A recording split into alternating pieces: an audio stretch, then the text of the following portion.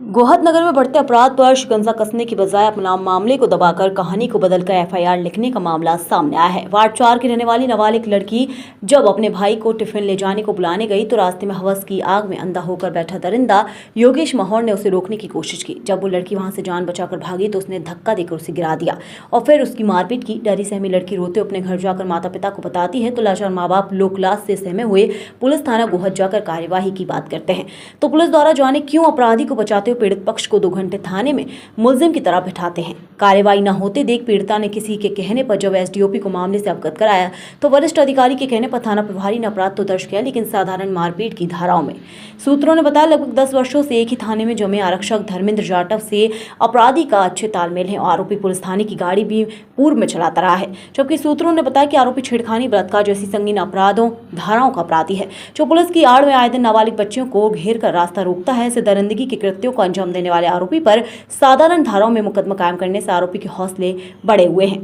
वहीं पीड़िता ने बताया एफआईआर करने के बाद भी लड़की का अपहरण करने की धमकी दे रहा है। वे गोहद से शैलेंद्र भटेले की रिपोर्ट। योगेश महौर है और ये जो लड़का है ना, मेरे सामने गली के सामने वाली गली में रहता है।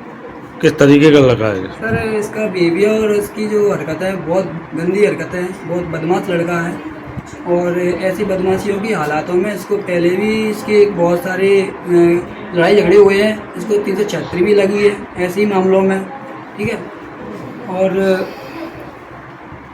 उसका रही पुलिस वाली बात, अब पुलिस में क्या है सर, उसने क्या 2 महीने पुलिस की गाड़ी चलाई थी, इसलिए उसका थाने में संपर्क है। तो ये लोग जाते हो तो उनकी नहीं सुनवाई होती हुई। गोहद विधानसभा का मामला अजीब व गरीब तरीके से, किस तरीके से बढ़ते अपराध, किस तरीके से छोटी छोटी बच्चियों को यहाँ पर परेशान किया जा रहा है। आए दिन रास्ता चलते बच्ची के साथ अभद्रता, छेड़खानी, मारपीट तरीके के मामले हो रहे हैं और कार्रवाई के नाम पर पुलिस छोटी छोटी धाराओं में मुकदमा कायम करती है। लोगों को न्याय नहीं मिलता और यही वारदात जब बड़ी हो जाती है तब प्रशासन के कान खड़े होते हैं। बड़ा दुखदायी है समाज के बीच में इस तरीके की स्थिति। आज एक पिता और माता हमारे साथ हैं, उनका दुख और दर्द आज हम सुनेंगे, समझेंगे क्या कहानी है। घर से बाहर जब निकलती है तो जो लड़का है योगेश नाम का खरगोला, वो रास्ते में बच्ची को घेर के परेशान करता है, मारता है, बहुत ज़्यादा परेशान कर रहा है। और उसको जब मैं 2-3 बार गया, थाने में भी आवेदन देने गया तो चलो कोई बात नहीं, नहीं हम समझा दें 2-3 बार बोला हमको। लेकिन आज फिर जब मेरी बच्ची घर से बाहर निकली तो फिर मैं 11 बजे, तो जब बच्ची अपने भाई को टिफिन के लिए बुलाने गई तो वापसी में आते समय उसने गली के नुक्कड़ पे उसको मारा। पहले धक्का दिया, रोड पर गिरी, फिर उसको बहुत मारा। मारने के बाद दूसरे लोगों से कह रहा है कि भले ही कुछ भी होता रहे, मैं इसको अब जब भी निकलेगी क्राइम केस तो मेरे पे हो ही रहा है, मैं आगे चल के इसको किडनैप भी कर लूँगा, दूसरा इसको मैं मारूँगा, भले ही चाहे मेरे को 302 क्यों ना लग जाए। जैसी ऐसी बातें दूसरे लड़कों से कर रहा है।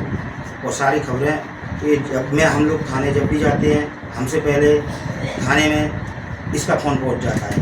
अब मैं नाम किसका बताऊं, थाने से उसके तार कैसे हुए ना, पहले थाने की गाड़ी चलाता था प्राइवेट ड्राइवरी में,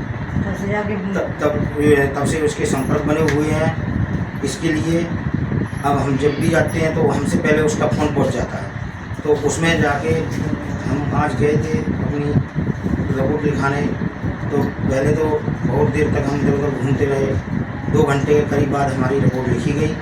उसमें जब हमने उनको बताया कि बच्ची को लौटते समय उसको रोका, बच्ची ने कहा कि उसने बच्ची से छेड़खानी की, बोले कि तू मेरे को अपना नंबर दे और ये और वो। जब बच्ची ने मना किया तो उसको मारा। उसने कहा कि मैं अपने पापा को अभी बुलाती हूँ, तो मारपीट करके वो तुरंत वहाँ से निकल गया, भाग गया। इसी चीज़ की हम कायमी कराने गए तो हमको साफ पता नहीं चलता है कि कौन सी धारा लगती है किस चीज़ में, और इन्होंने जो मेरे को रिपोर्ट लिख के दी है वो सारा मारपीट की करके दे दी। छोटी बच्ची के साथ जो नाबालिग है, जो अपनी कहानी बताने में असमर्थ है, जो बोल नहीं पा रही है, इस तरीके से लोगों को परेशान किया जाता है। और जो पुलिस का कहीं ना कहीं इसमें संरक्षण प्रतीत होता है, क्योंकि पुलिस का वाहन वो चलाता रहा है और उसी के फायदे लेकर कहीं ना कहीं उसको उनको न्याय नहीं मिल पा रहा है। जो धारा सकता है छेड़खानी की भी लगाई जा सकती थी, लेकिन उसको कहीं ना कहीं मारपीट में तब्दील कर दिया है।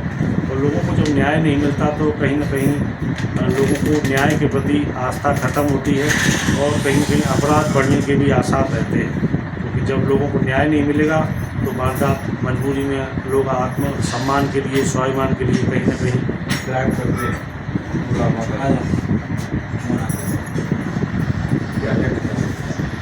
हमें इसमें कोई मदद तो मिलनी चाहिए, क्योंकि है ना हमारी लड़कियों को हमारे घर वालों को गाली देता है, फोन पर नए नंबरों से आता है, कभी कभार मेरी लड़की को छेड़छाड़ करता है, मारता है, पीटता है, तो वो सिर में दर्द चोट आई है और हाथ में भी आई है। इसी का कारण मैं वहाँ गई पुलिस थाने में, मेरी कोई हेल्प कोई कर रहा ही नहीं है, मैं अकेली हूँ, मेरे बच्चे छोटे में क्या करें बताओ। पहले भी मारपीट है कभी फोन भी लगाता है मेरे को, गाली देता है, गंदी गंदी गाली हमको देता है, मैं फोन उठाती कभी कभार। एक बार पहले वहाँ भी मारा, तभी मेरी लड़की बारह मारा, तब कोई डर के मारे कुछ ना कहा। आज तो मेरे सामने मारा, मैं खड़ी थी अपने घर पे, मैं लेके सामने भाग के गई तो भाग गया गाड़ी लेके। इसमें क्या करना चाहिए बताओ, मुझे कोई तो मदद मिलनी चाहिए। कई बार, एक बार नहीं 50 बार में ना 2-3 बार तो मैं पुलिस थाने गई, फिर भी कोई मदद नहीं। जब हमारे कह देते एक बात है, सवाल 5-5, 10-10 बार पूछते तो मेरी लड़की समझ में नहीं आती, क्या बोले क्या नहीं बोला। और डर का धमाके हम लोगों को बाहर निकाल देते, लड़की को पूछते क्या मैटर है, क्या है तेरा, उस बात की चीटिंग होती है, फलाना ढिमाना, ये बातें करते हैं। कहीं ना कहीं पीड़िता को ही इस तरीके से टॉर्चर किया जाता है कि वो कहीं तो कुछ बोल नहीं पाती, उसी पे आक्षेप लगाए जाते हैं।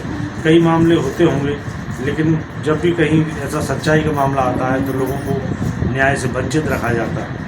बताओ क्या चाहते हैं? कार्रवाई क्या चाहते हैं? हम इससे छुटकारा पाना चाहते हैं। ये हमारे बच्चों को, हमको कभी कोई परेशानी ना करे, ना हमसे कोई संपर्क रखना चाहे। हमारी गली में भी ऑटोमेटिक 10-10 बार चक्कर लगाता है, फालतू लड़कों को साथ में बिठा के घुमाता है, दारू पीता है, और गली मोहल्ले में कोई कुछ कह नहीं पाता है। जो भी कुछ कहते हैं हम तो हमारे खिलाफ ऐसे एक्शन करता है, फिर बाद में लोगों में सब वो करता है। तो हम इसको यही चाहते हैं कि हमसे कोई संपर्क ना रखे। दूसरी बात जो भी है, आज के बाद अगर हमारी बच्चे को किसी को न मारे, अगर मारेगा तो इसके लिए ठीक नहीं होगा।